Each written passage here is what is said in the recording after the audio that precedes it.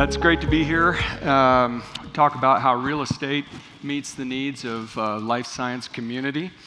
And I'd like to introduce myself. I'm Kirk, Managing Director with Colliers International, where I focus on office, flex, and life science, office and leasing, and across the Wasatch front.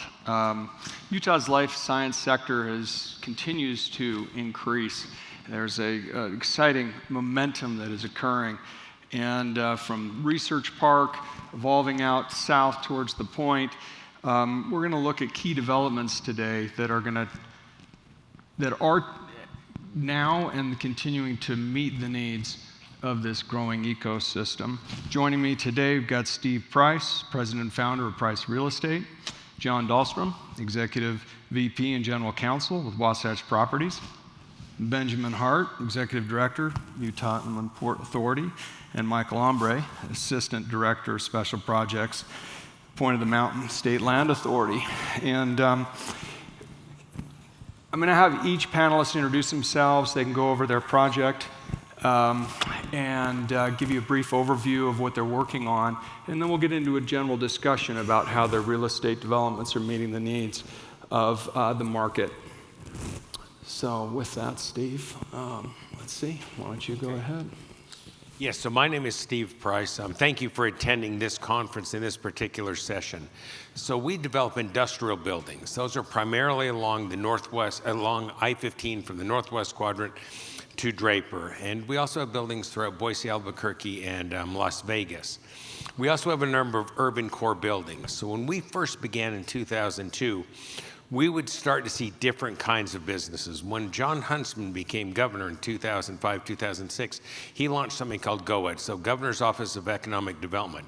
Once he launched GOED, we started looking at each of the different sectors of the economy that the Huntsman administration believed that Utah could really grow and expand. One of those was life science. So we probably signed our first life science business or tenant in 2006. If you fast forward to today, we've got multinational public companies, startups, and everything in between.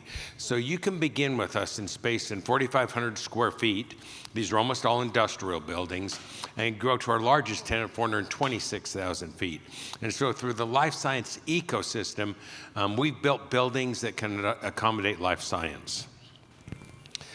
One of the other things that we thought was important is the Price family. So my parents did well in business. My father was a Holocaust survivor, and my mother was the fourth generation born in Utah. We looked at something called the Engineering Initiative. So in 1999-2000, Governor Leavitt was running for a third term. And people were joking. There was a lot of social commentary that Governor Leavitt was spending more time in California than he was in Utah, which is probably true. He had a chance meeting with the University of Utah graduate who had gone to Olympus High here, John Warnock, co-founder of Adobe, and said, if you want to change the Utah economy, you've got to bring scientists and you've got to bring engineers. And so Governor Leavitt said, if I'm reelected, I'll work with the legislature, the Utah State Legislature, to fund something called the Engineering Initiative. It is continuing today.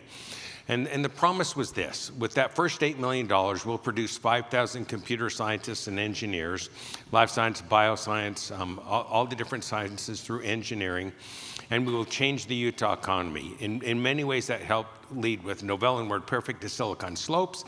It also led after Jim Sorensen's companies that he grew and sold to Abbott Labs, the life science ecosystem. So we leaned into a new building. It's 50% complete at the University of Utah. It'll have labs. It has 2 SCIFs in there, secure conference rooms, open interface, user face for the life science industry.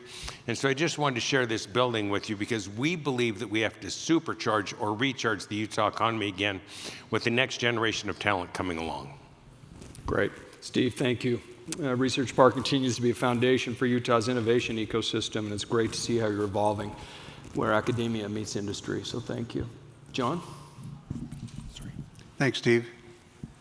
We're lucky to have Steve and his family in our state. They've done so many great things. So thanks for all you've done and you're doing and you're going to do. So thanks, Steve.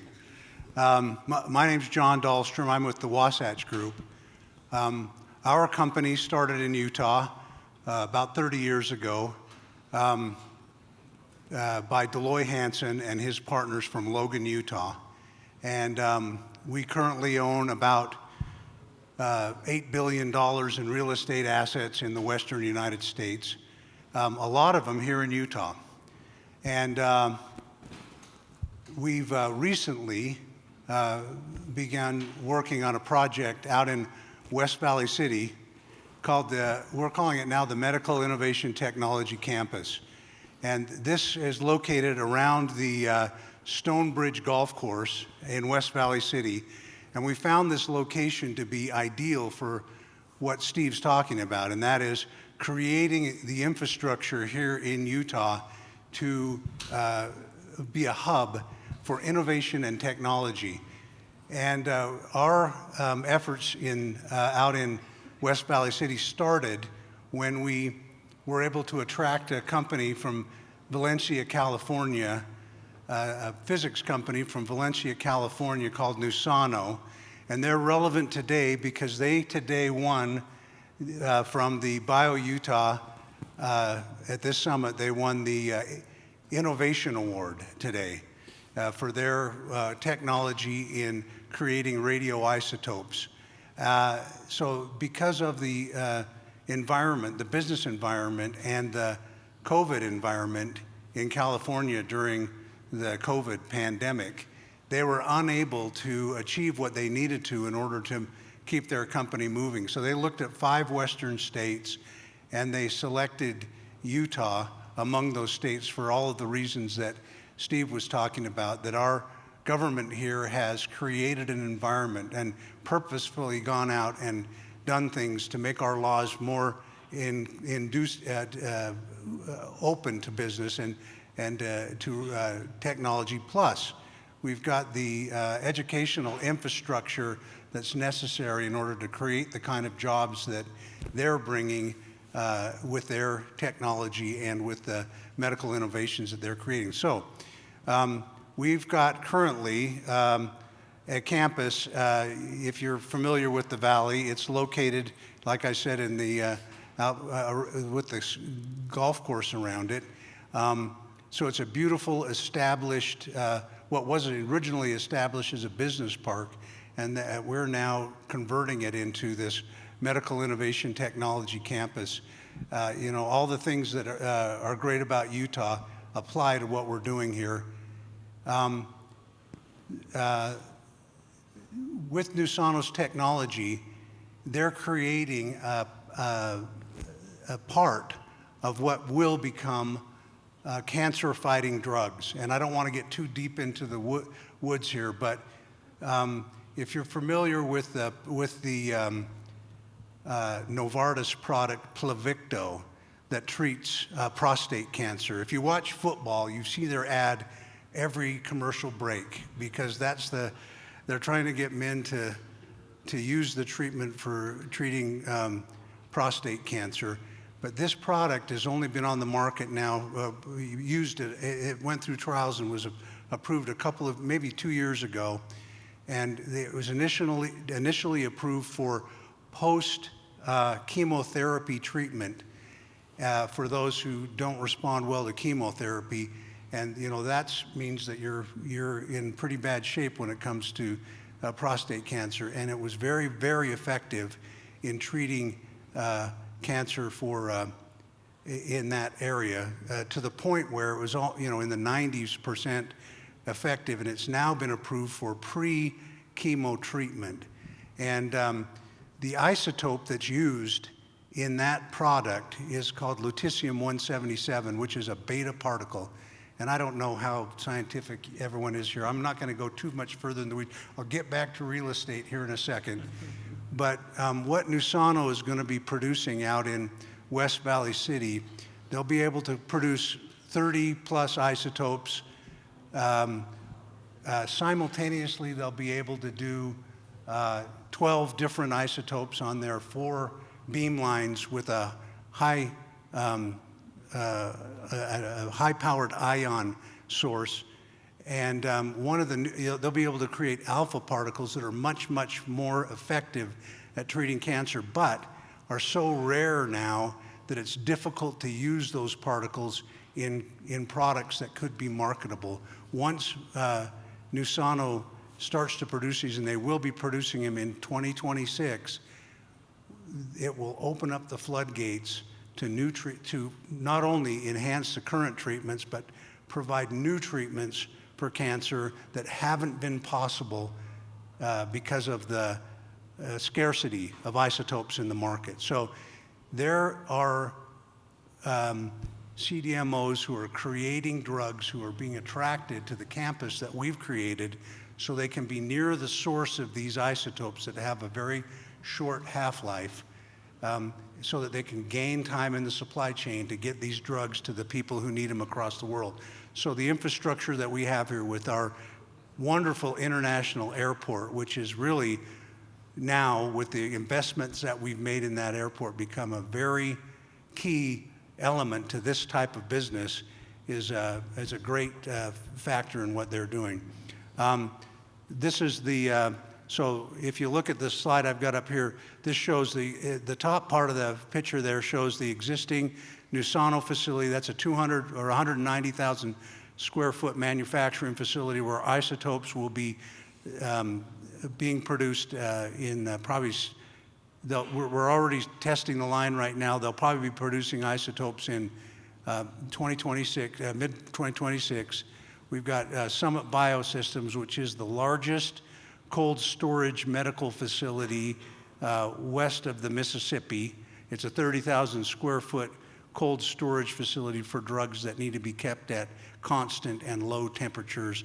And then the other building on that top slide is Nusano's research and development facility, where they're building new elements to their physics research.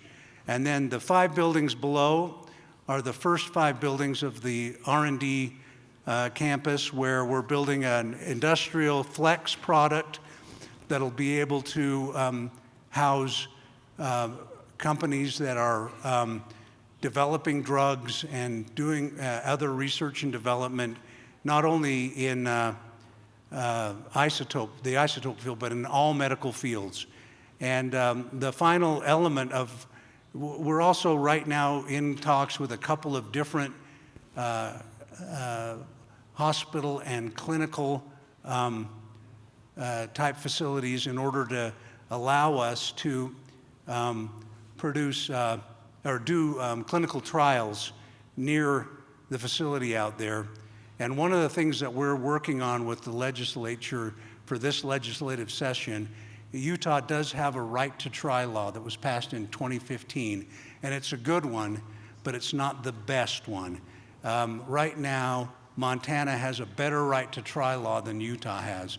There are a few elements of the Utah law that need to be amended in order to make Utah the leader in right to try. What that'll do is it'll open up for clinical trials some of these things that are not yet approved by the FDA to help save lives. And there are just a few tweaks that we need to make to our legislation to help that happen. I've said too much now. I'm going to have to, I'll just say the final thing here.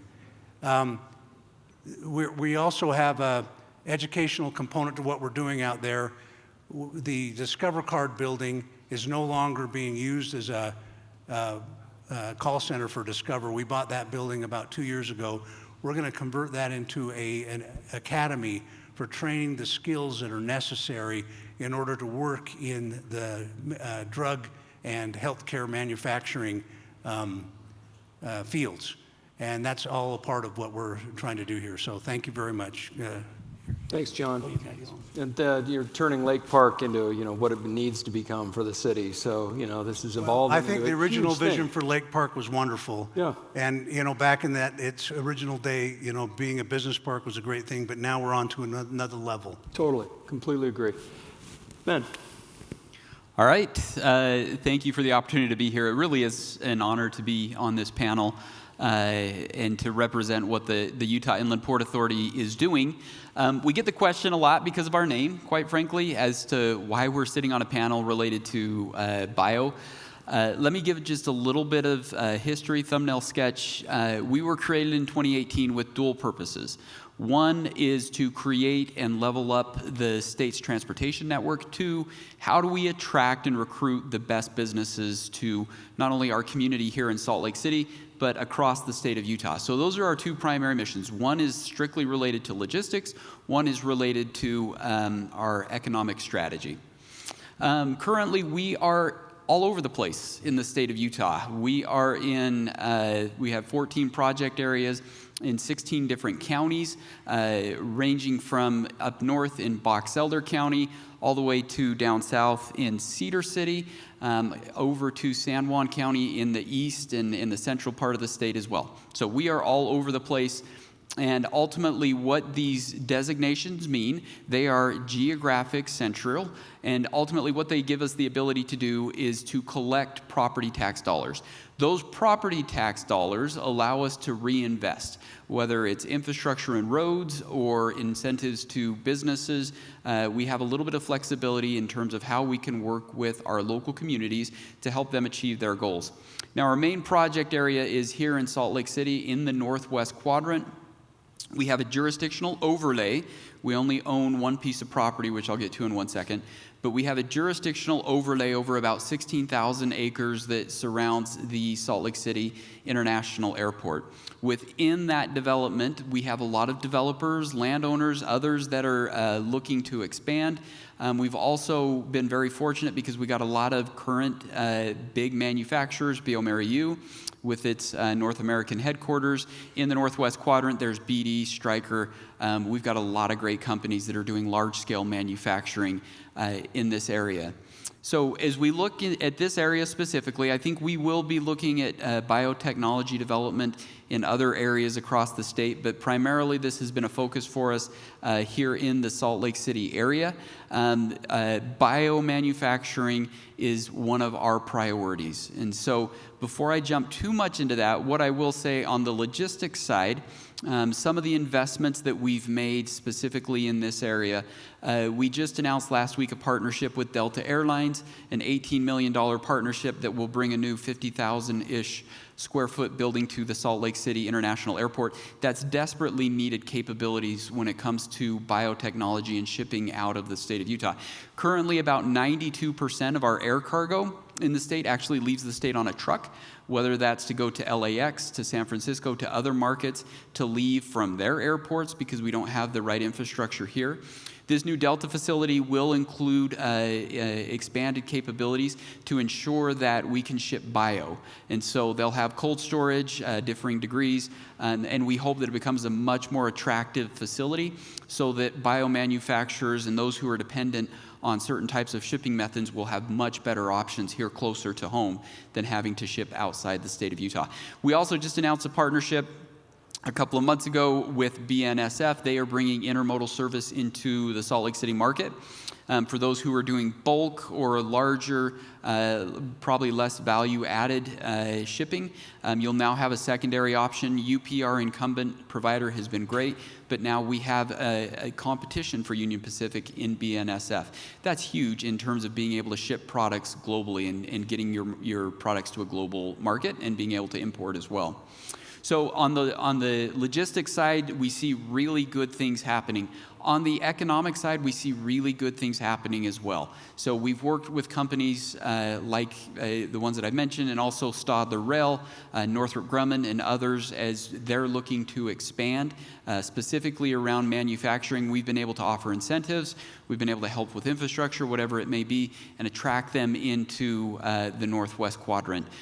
We would really and have prioritized biotechnology manufacturing. So we're in a little bit different space than some of the others on the panel, we really are large-scale manufacturing focused. And ultimately, we think there's a lot of growth opportunity. People, as John said, people want to be close to the airport, they want to be close to workforce, and ultimately, we're going to see more industrial push. We see this tariff conversation, thus far, the international dynamics have been a little bit mixed, but what we're hearing from brokers and others is hopefully that this will drive more supply chain partners back to the United States for manufacturing. And so we hope that we can take advantage of that. We want to welcome more people into this area. So we realize the impact life science is having on the state of Utah. We are not going to be a direct developer. We have developers that we work with. We've got a number of great developers in the Northwest Quadrant that are developing right now. Our concept is how do we help them ultimately to be successful. One of the places where we will be a little bit more engaged, so for some reason we decided that we were going to purchase a 770-acre landfill that is leaching and has leachate migrating off of it. And so if you've never owned a landfill, I'll tell you it's a rather complicated process. But we're working through the process of remediation. We're pulling up all the dirt. We're remediating it through some really innovative evaporative processes, and then ultimately we're able to put that land back into the marketplace. Our anticipation is that when it comes to manufacturing, this is an area we'll partner with the developer when the time comes, but we will be highly aggressive when it comes to attracting biotech manufacturing to this site. This is a place, again, right off of 5600 and 7200 West. We feel like is really ripe for this type of manufacturing. So we are committed to making this site a place of economic strength, a job center, ultimately that provides value add for the hopefully the entire west side of Salt Lake. And our hope is we can complement what you're seeing happen in other developments as well. So just a little bit about what the Inland Port is doing, but we're excited to be part of the Utah fabric, and we see a really bright future for this industry in the state. Great, thanks, Ben. Michael? Hello, my name is Michael Ambre. I'm the Executive Director of Point of the Mountain State Land Authority. The point is located, it's a 630-acre lot where the old Draper Prison was located. So it's pretty unique in the point that we could demolish this old prison and have a clean slate on what do we develop there. This opportunity is so unique because of the fact that we can almost handpick who we want, right? But what we had to do in the beginning is be strategic about how it was developed. We had to sort of create a there, right? You don't want to just put a headquarter relocation in a brownfield with a bunch of dust. So what we've done has been pretty strategic about master planning this site. Totally mixed use, residential, office, retail, dining. And these are our first 4 projects that will be coming out of the ground next year. Currently, we're putting in the infrastructure, the backbone infrastructure to support this development. This is the promenade, so this is the hub of the entire development here. This is our first mixed-use project. It's 363 units. It'll have 45,000 square feet of retail on the ground, along with an elevated dining experience. We also have, across the street from this project, we have a mixed-use project that has a parking structure, along with office and residential. We also are coming out of the ground next year with an entertainment venue. This is 5,000 seats. It's flexible space. It's mainly built for concerts, but you could have high school basketball tournaments or pickleball tournaments in it. And then we're also trying to pencil an affordable housing project within that first 100 acres as well. And I'll get into the whole life science and how life science comes into this community when we start doing the questions. Great. And, just remarkable there, the mixed-use development of that. And I know a lot of life science companies want to have that lifestyle component with it, so that should be very good.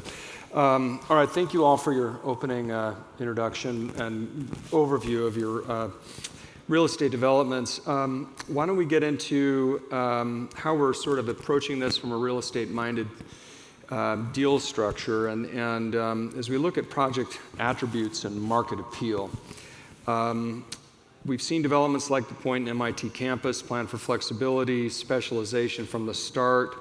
What attributes do you think make your projects most attractive to life science users? Steve, you want to take that? I mean, first? For sure. So when we meet a life science company, it's a really long process for them. So the proof of concept, financing, it's a really long journey, 6, 7, 8, 9, 10 years. And all of a sudden there's a point where they need real estate. And so it's the reason I think that this panel and the work that you do, Chris, and the brokerage community is so important, is that you don't think about real estate until the time you need it. And when you think about real estate, because of the additional investment and capital that's needed to build out some of these different spaces from really small, 4,500 square feet, to really large. So we've got DOD, Department of Defense, DOE, FDA, law enforcement, and there's all the life science piece to our really small startup companies. And so the sooner that we can meet you and the earlier that we can get you inside the portfolio and see what you need to help grow your business to the next level, it's really how we fit into kind of the growth and development of the life cycle of your business. Yeah, yeah. John? Well, I think Steve's right. You know, it is kind of second thought on a lot of the innovation that's happening in healthcare, but there's also other aspects that I think our state is dealing with very well. Up at the University of Utah, there is this new Medical Innovation Center that Mark Paul from Stryker Industries has started in conjunction with the U. And the goal of that company is to take some of the technologies that are being developed in the health sciences and find ways to bring those to a real product. So he's starting those companies out. We want to team with him, and we're creating real estate that's specific so that once a company gets their product together, gets to the point where they're ready to produce it, we'll have a venue where they can have a team of people. You know, instead of just a small office, they'll be able to have a team of people and manufacturing space, you know, between 10,000 and 100,000 square feet, where they can build out, you know, the first phase of their product. So it kind of it eases that transition into the real estate commitment that you're going to have to make. And during the approval process, that's important because the FDA and other approving agencies have a address requirement. So the real estate becomes even more important when you're dealing with drug production and other things like that, and product production, medical product production. And so we're trying to integrate within our development a way that a company can go from, you know, an idea at the university, come in a first phase, and then graduate into the campus where they can become part of an ecosystem that's going to support them through their development with people who've been there and done that. So that's also a part of what we're hoping to create in our Medical Innovation Technology Campus. Yeah, and you know, I mean, I think in the early stage or startup life science or even established life science companies, I mean, there's not usually a lot of credit behind it. So, and they need flexibility in the expansion. So how are you taking that in consideration when you're looking at putting a deal together for, you know, one of these companies? From a real estate perspective. I'll take, and then I'm going to let Steve. Steve's probably got more experience with this kind of stuff than I do. But one of the things that you find when you have a startup company, it may be hard to underwrite, you know, their use. And so we like to get to know very well what their business plan is and how it's going to come together. Hopefully they're at a point where they can get some sort of a letter of credit to help with their to secure their real estate occupancy commitment. But if they're not in that position yet, we have a venture fund and other funds, and we have attracted some funds to our portfolio where we can help them find banking and investment support. So I'll give you an example. We were able to acquire, and actually we had worked together on the City Center office building, and that exchanged into Ballard Medical's manufacturing building in Draper. And after we bought that building, within 6 months, 1,500 jobs went to Mexico. And it was 2008, 2009, and we really didn't know what to do with a building that was that large. We couldn't demise it, we couldn't split it up.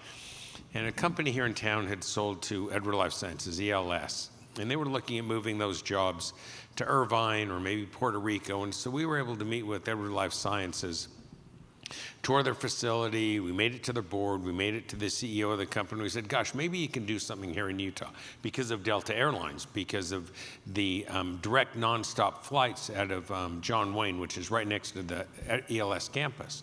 And we said, gosh, is there a way that maybe you could look at the buildings and properties that we have in Draper, Utah, and turn those into a center of excellence? So when you're scaling up product manufacturing or research and development from 100 units to 100,000 units, can you do that here? And if you fast forward today, there are probably 4,000 jobs in those buildings today. Actually, there are executives from their executive leadership team relocating to Utah, much like Goldman Sachs has done, or Adobe has done and others. And so that was our first really big experience. What we started to see after Edward Life Sciences sited and some of their other operations, other businesses wanted to be around them. There was just something unique about having that kind of a business there. And it's whether you meet at Starbucks or you meet at a Swig, it was just that innovation transfer and idea. And so that was kind of our first experience of how an anchor tenant can work. Okay. You know, that's probably a good leading question for you, Michael. What sector are you targeting out there at Point? Yeah, life science is certainly a big sector that we're targeting. You know, when they did the visioning for this project, it was identified life science existed already in Draper and South Jordan. Yeah. And also, you have your leading research universities, right? And so this site is strategically located in between those. And to answer your previous question, the state has invested $150 million in Convergence Hall. The thought there is this is a higher education building that's sort of an incubator space for entrepreneurs and startups to merge with corporate, right? And sort of bring their product to market. We also have the unique flexibility to build Class A office space. So when they want to expand, we're right there on the same site. And research and development to sort of help this whole process. And it's very uniquely positioned between I-15 and Bangalore to where we also have a good pathway to Ben in manufacturing. Right. So that's how we envision this to expand. Stay with me for just a second, because as you are, planning for the future in this development, life science tends to have significant infrastructure that's required. HVAC, power requirements, and so forth. Are you doing anything out there to be ready for that type of need? Certainly. So the state also has invested $165 million in the backbone infrastructure, right? This is a loan, by the way, that will be paid back by ground leases. But so that infrastructure has contemplated massive expansion. We also are studying very diligently the use of geothermal and creating our own utility out there.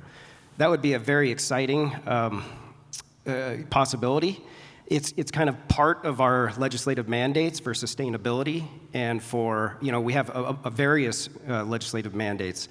Sustainability is one of them, but it's also elevated jobs and quality of life and connected communities through trails and open space. So your original comment with you have to kind of create this elevated experience, and then that will attract these corporate relocations or life science companies in research and development.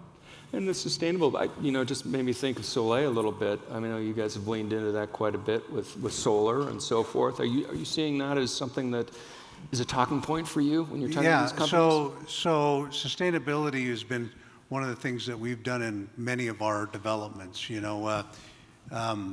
Wasatch was one of the first residential projects to incorporate within out at the Soleil Lofts, which is located in Harriman, Utah. We did 600 units where each of the units has its own battery, a Sonnen battery that is backed up from solar panels that are throughout the project, so that it actually creates all of the energy for the apartments, plus it produces excess energy that is connected to the grid and can help balance the grid with all the batteries that we have in the 600 units. So very innovative, use of solar power, not just creating the energy from the panels, but also having the storage capacity so you can control, regulate, and then actually, transfer that to the grid for other use. It's been really helpful to Rocky Mountain Power to balance the grid with the batteries that we have out there.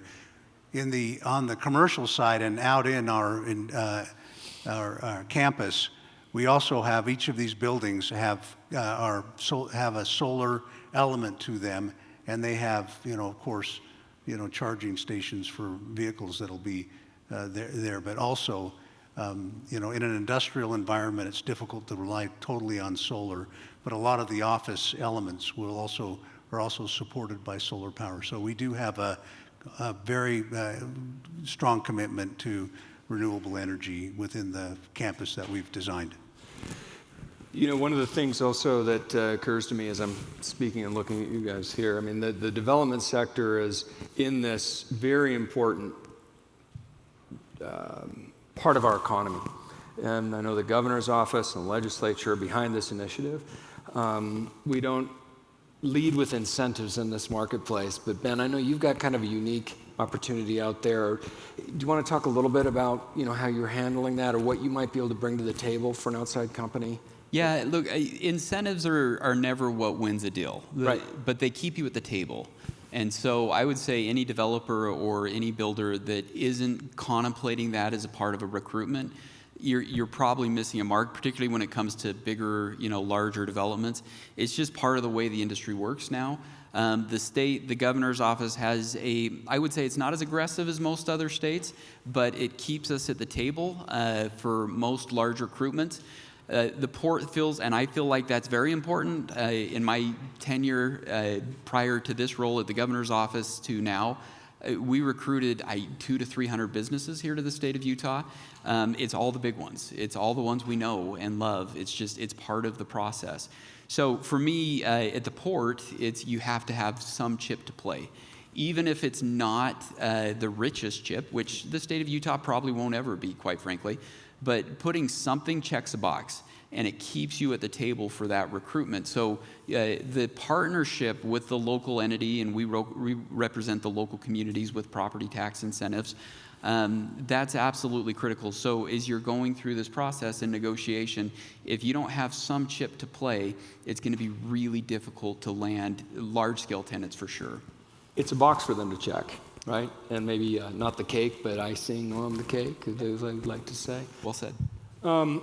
So as we look at, some of this, again, just sort of the specific, this market is not for everybody.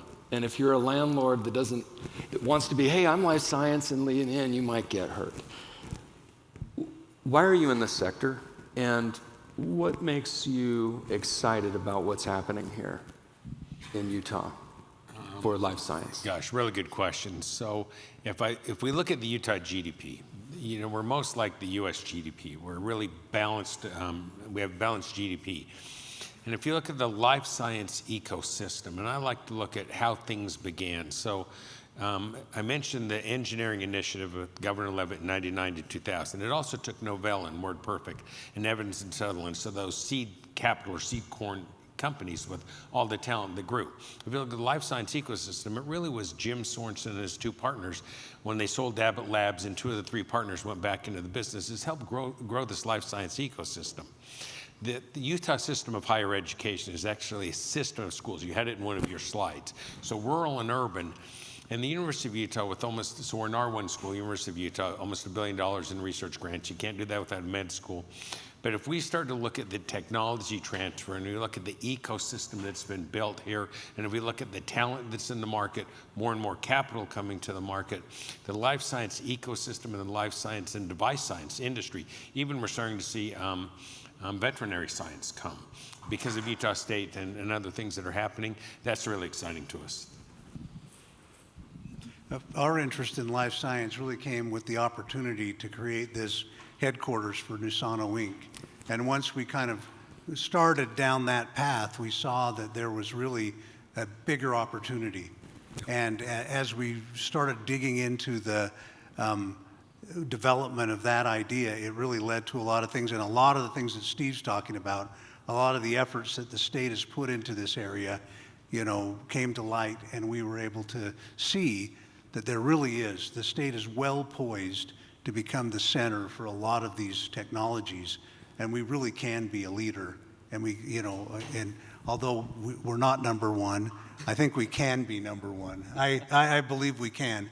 And I think that we're on the way to do that because of the great thinking that we've had in the past and the brilliant people that are working on this here in this state. So I do believe that Utah's a great place for life sciences and this type of development. And the work that these two, among others, have been involved with the current footprint of companies, levers right into what you guys are doing, right? So maybe answer the question, but it just occurs to me this is a nice, collaborative opportunity to discuss this. It really is, and I would say I teach a class, I'm right in the middle of this semester at the University of Utah, called Urban Economics. How do we make successful regional economies?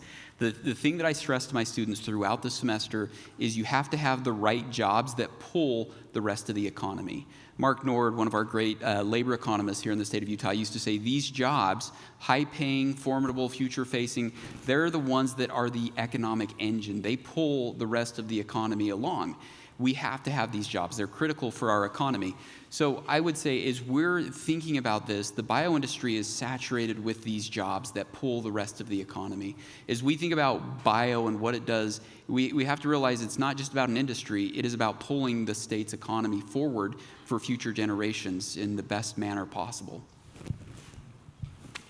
I'll be very quick. So I mentioned various legislative goals, right? And part of that was higher paying jobs and quality of life. When you think of life science and those types of jobs, and that, our motto is work, live, play, and in that environment, that's absolutely checks a lot of the boxes that we're trying to create out there. Yeah, absolutely. And again, come back to it as we started, finishing with you as appropriate. The companies that I speak to, whether they're initially looking at Utah and comparing to other states, they lean into our quality of life. If you're speaking then on a specific location, the surrounding amenities and what that feels like for their scientists and everyone else to come to the job site every day is important. So we could go on for a long time. We've eaten up 45 minutes here. So I just want to tell you each, it's an honor to be up here with you. Really appreciate it. And I think we've got a lot of exciting things ahead. So with that, please help me in thanking our panel today.